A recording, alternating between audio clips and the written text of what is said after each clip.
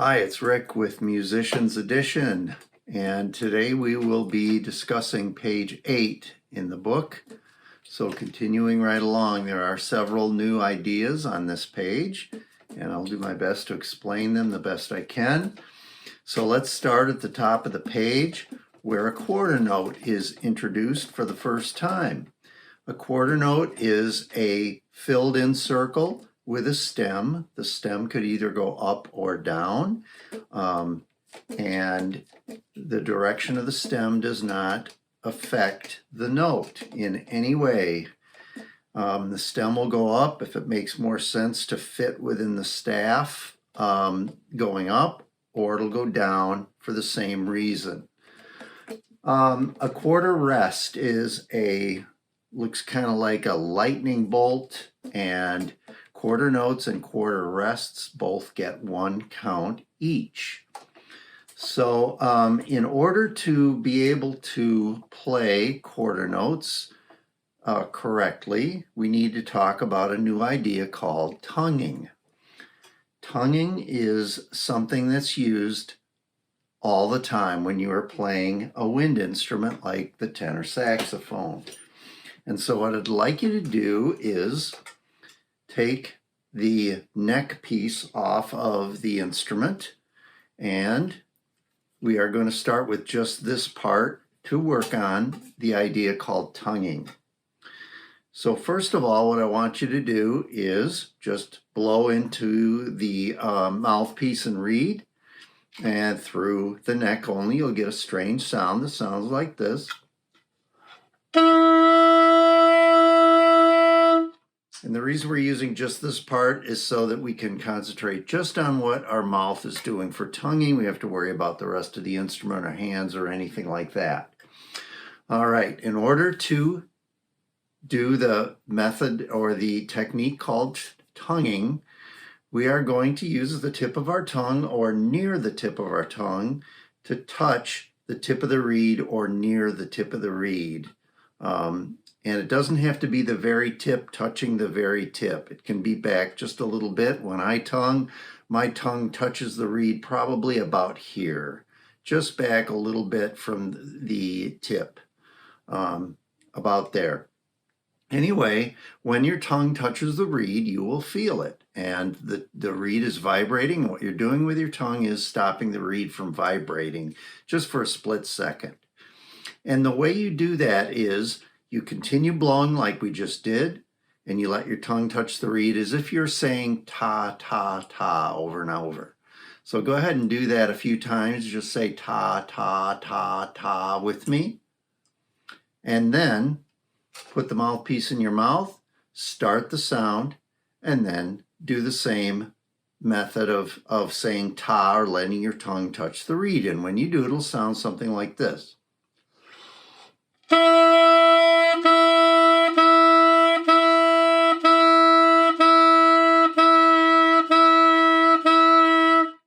And you could hear that, ta, ta, ta, and we use that to start a note.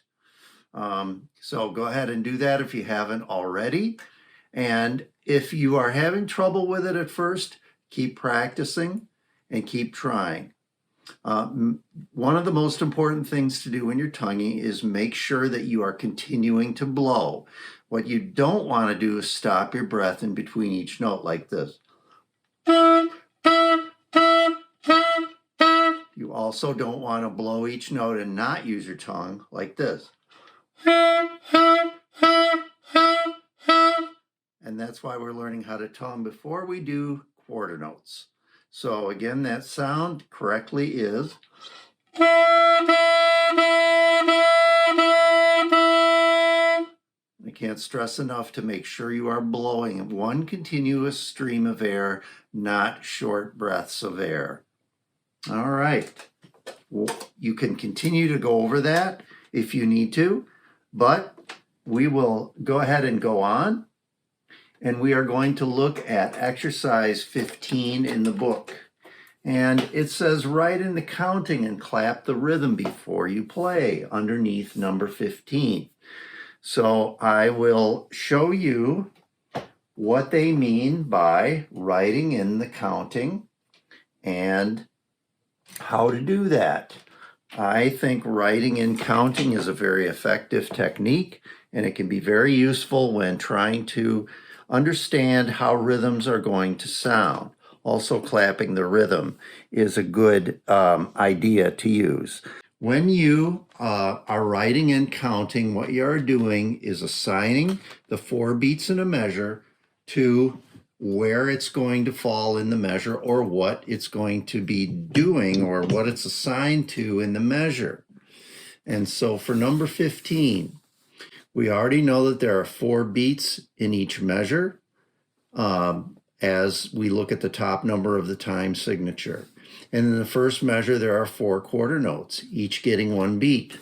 So the first note is beat 1, second note is beat 2, third note is beat 3, and fourth note is beat 4. And you can go ahead and write those into your book just like I have done. In the second measure, we have 4 rests, each one getting 1 beat. So again, we write in 1, 2, and 3, and 4. When you write those in, make sure you line them up with the note or the rest that they are assigned to. What you don't want to do is this, where you just write 1, 2, 3, 4, but they are not lined up with the notes. That is not going to help you understand the rhythm and play it correctly. So, under each note, 1, 2, 3, and 4. Same thing here.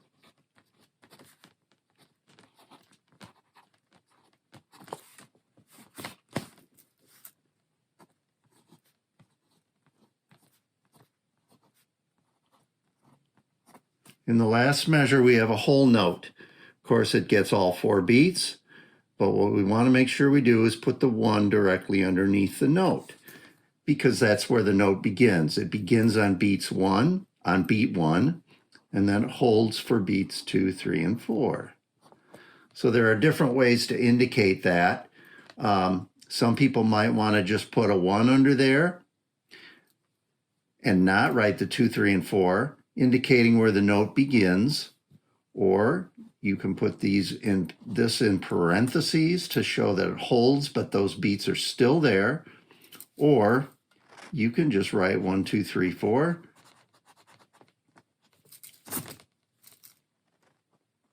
The idea of writing and counting is to help you understand what the rhythm is going to be and to get it correct.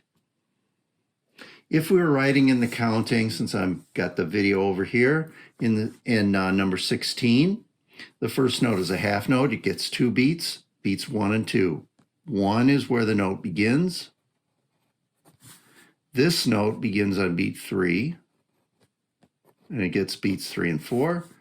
This note begins on beat 1, gets all 4 beats, and so on. All right.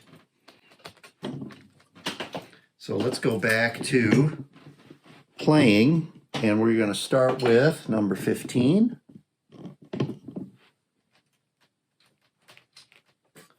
So what we want to do is first make sure you know what notes to play. This exercise has the notes E, D, and C.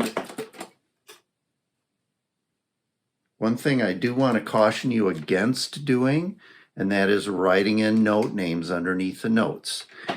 If you do that, and you start doing that, you will probably never learn the notes, because you'll be relying on the note names written underneath the notes and won't be looking at the notes. It's a bad habit to get into. It's very hard to break, so please try to avoid doing that at all. Anyway, back to number 15. So we're going to start with the note E. And remember that you want to play the first measure in one continuous breath, tonguing each note. So that first measure is going to sound something like this. And I'm using my tongue to tongue each note. Okay, here we go with number 15 in the book. Starts with E. 1, 2, ready, play.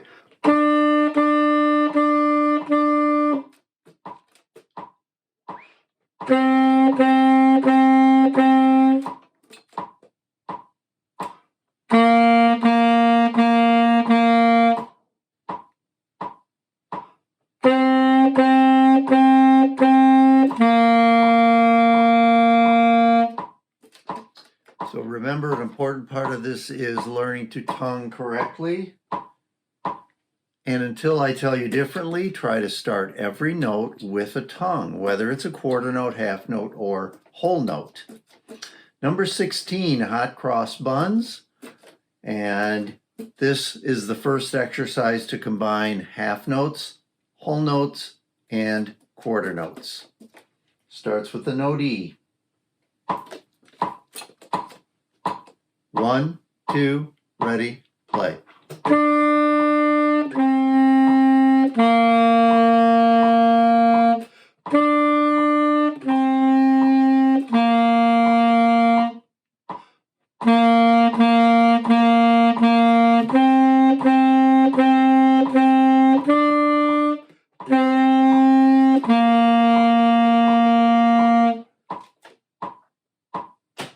All right, another new idea at the top of this page is a phrase. We haven't talked about that yet.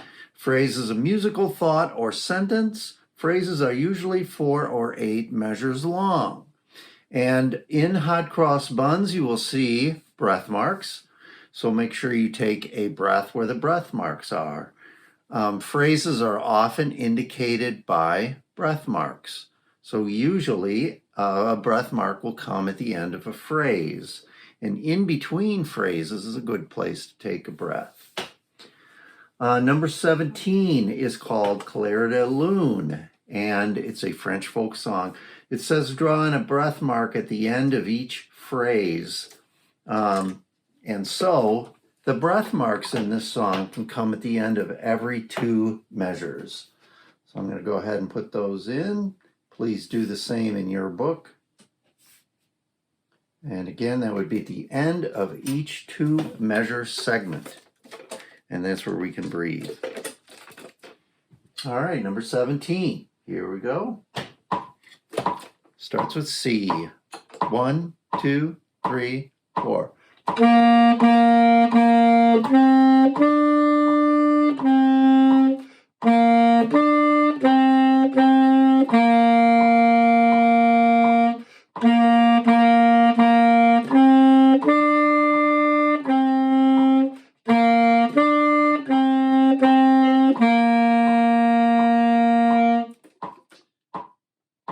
I was talking about breathing just a little bit.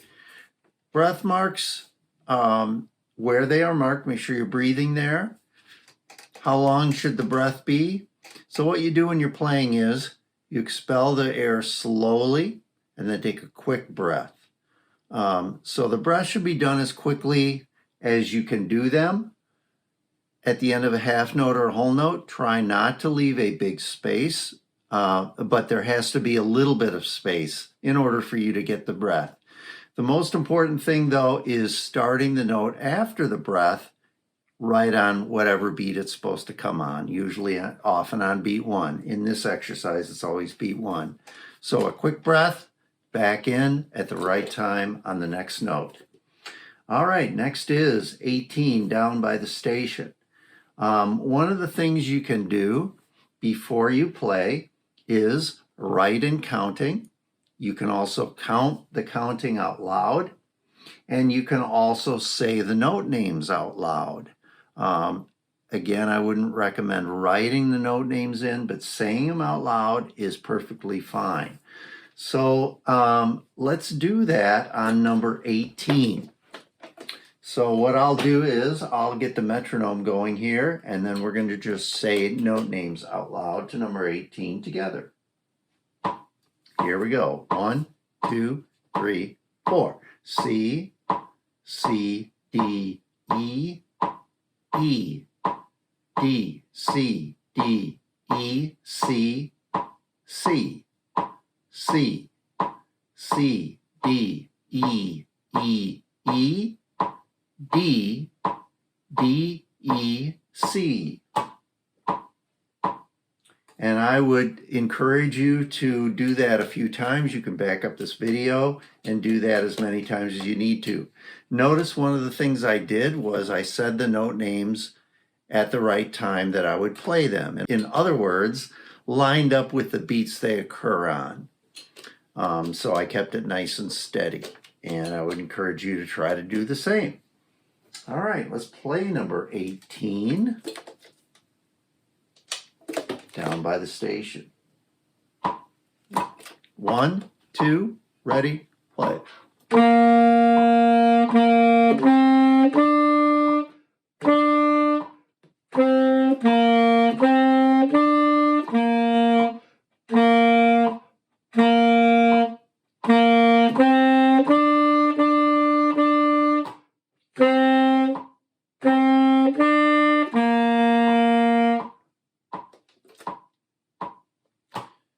Number 19, we have a new note, and the name of that note is F, and as indicated by the fingering diagram for number 19, it is all 3 fingers of the left hand plus the thumb key, and the first finger of the right hand. And this note will sound a little bit higher than the highest note we played so far, which is an E. So F is a little higher than E, sounds like this. Again, that's 3 fingers of the left hand and thumb, first finger of the right hand. Make sure that your palms or your other fingers are not accidentally resting on other keys. If that happens, your note will not sound like mine. So that's F. F is written on the top line of the staff. And so Easy Street includes the note F. First, we're going to say note names out loud for number 19.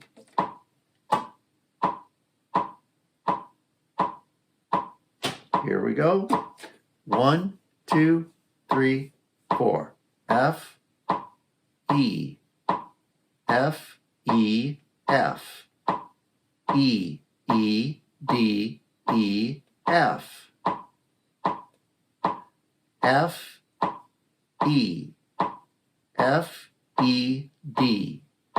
C, C, D, E, F, F. All right, and now playing. 1, 2, 3, play.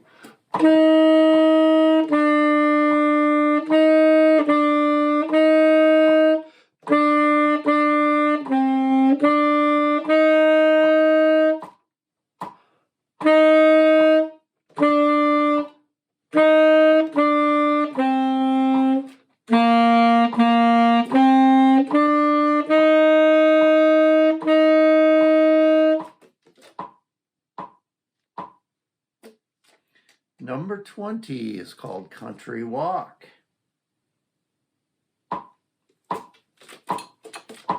1, 2, ready, play.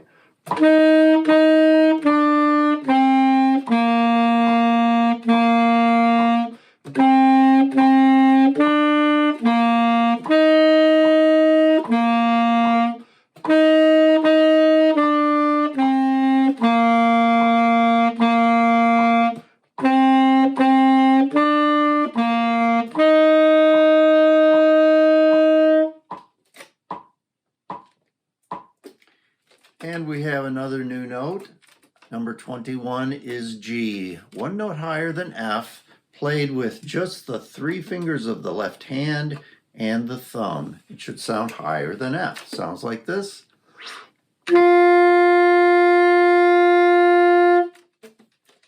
And in number 21, we have G's. So G is written on the top of the staff, above the top line. And so let's name notes for number 21. 1, 2, 3, 4. G, F, G. E, E, F, F, G. G, F, E, D, C, D, E, C, F, F.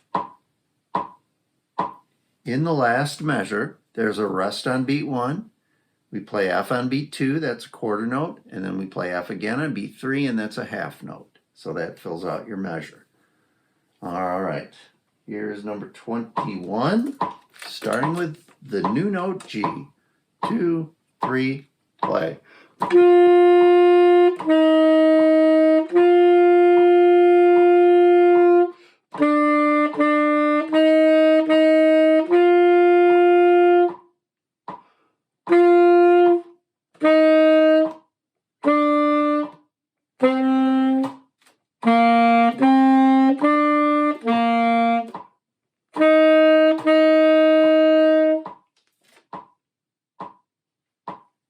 And number 22 is a 4 tenor saxophones only.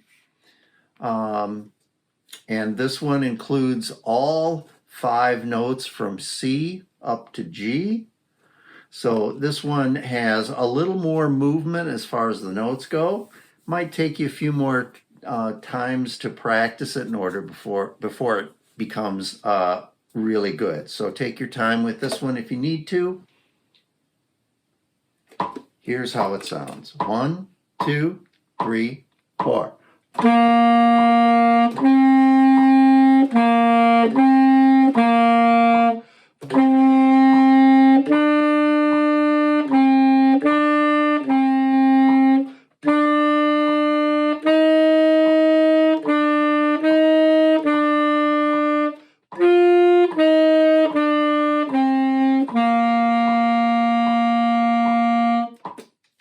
All right.